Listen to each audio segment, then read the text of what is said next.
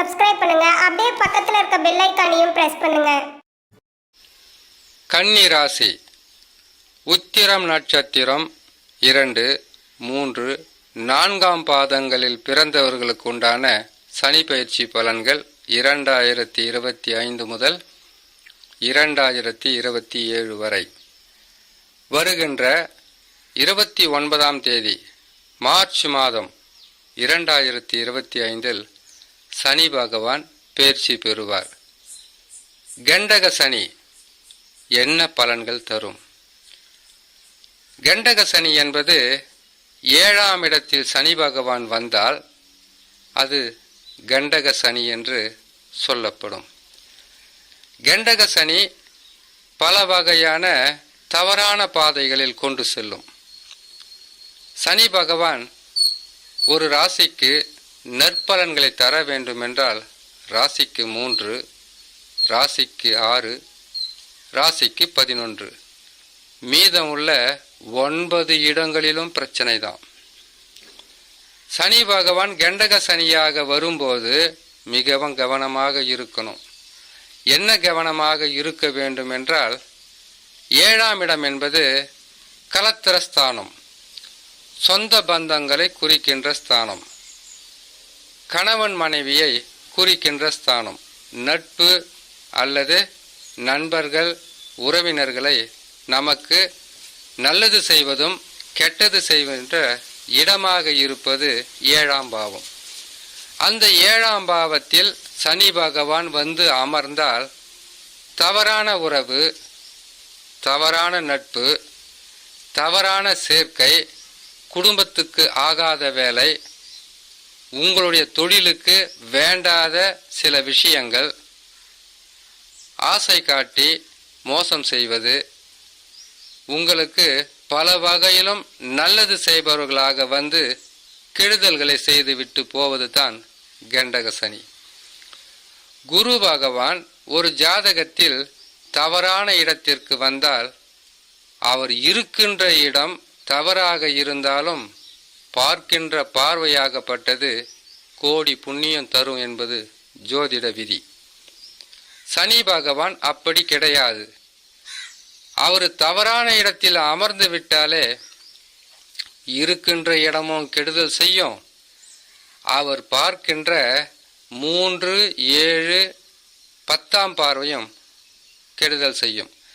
ஆக மொத்தத்தில் இருக்கும் இடம், பார்க்கின்ற 3 பார்வை, 4 ராசிகளுமே உங்களுக்கு கெடு பலன்களை தந்துவிடும். கண்டக சனியில் தவறுகளை செய்ய வைத்து அஷ்டம சனியில் அகப்பட்டு கொள்ள வைப்பார்.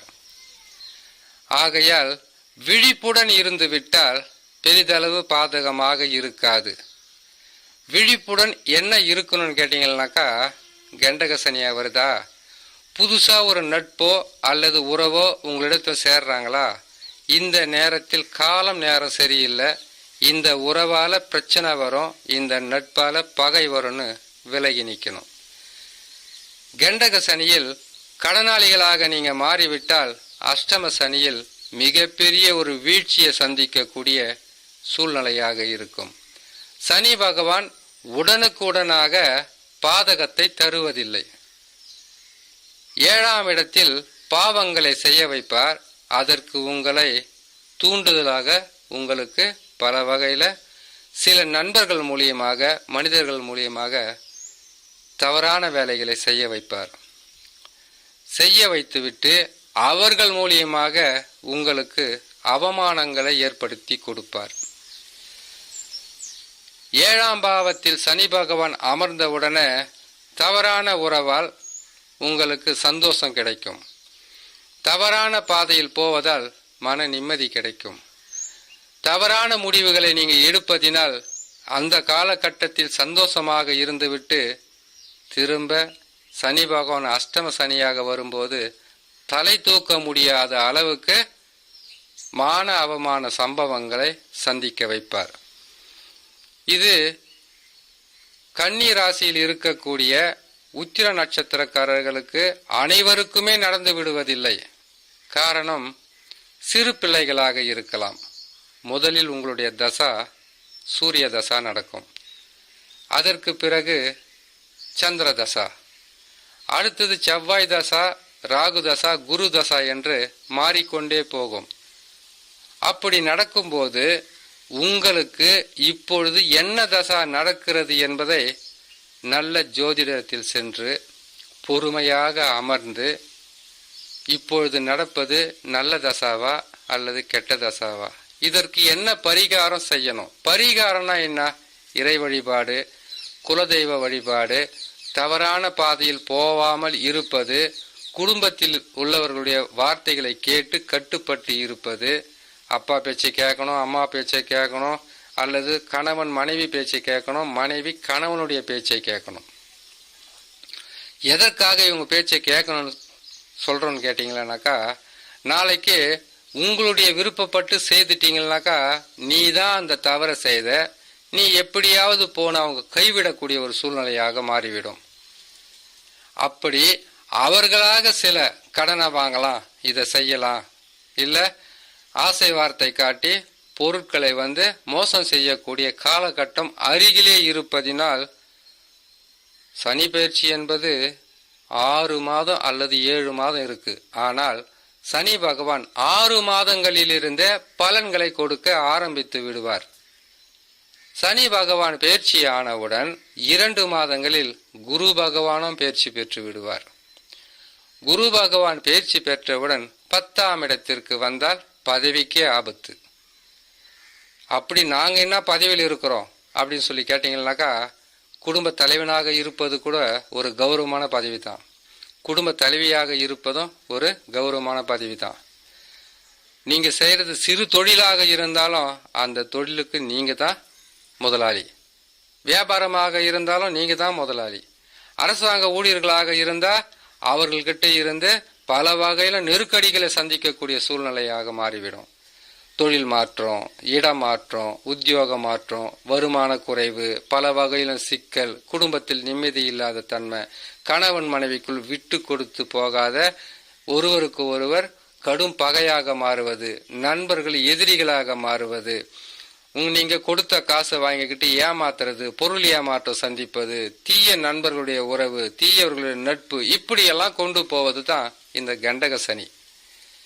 எந்த விதமான எதிர்பார்ப்பும் இல்லாமல் ஒருவருக்கு உதவி செய்வது என்றால் அடுத்தது நடக்கக்கூடியதை முன்கூட்டியே சொல்லுவது கூட ஒரு உதவிதான்.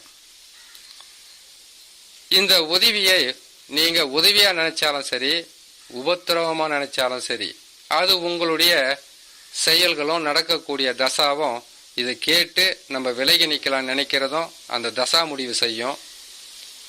இல்லை இதெல்லாம் போய் நடந்துட்டு போத அந்த உலகத்தில் சாஸ்திரம் போய் சாகிறது மெய்ன்னு சொல்லிட்டு போயிட்டு பல வகையில் சிக்கல்ல மாட்டிக்கிறதும் உங்களுடைய சொந்த விருப்பம். எனக்கு முன்னாடியே தெரிஞ்சிருந்தா அந்த பாதையில் போயிருக்க மாட்டேன். எனக்கு யாராவது ஒருத்தர் சொல்லியிருந்தா அந்த தவறான முடிவை நான் எடுத்திருக்க மாட்டேன். இவ்வளவு இழப்புக்கள் வரும்னு தெரிஞ்சிருந்தா அதை நான் தொட்டே இருக்க மாட்டேன்னு சொல்லுவாங்க இல்லையா? அப்படி ஒரு பதிவாக இந்த பதிவை எடுத்துக்கிட்டா உங்களுக்கு நன்மையாக இருக்கும் இல்லையா? இது ஆரம்பத்தில் அவ்வளவு கடுமையாக இருக்காது. சனி பகவான் பயிற்சி பெறுவதற்கு 6 மாதங்களுக்கு முன்பதாகவே உங்களுடைய பாதையை மாற்றி விடுவார். உங்களுடைய கவனத்தை திசை மாற்றி விடுவார்.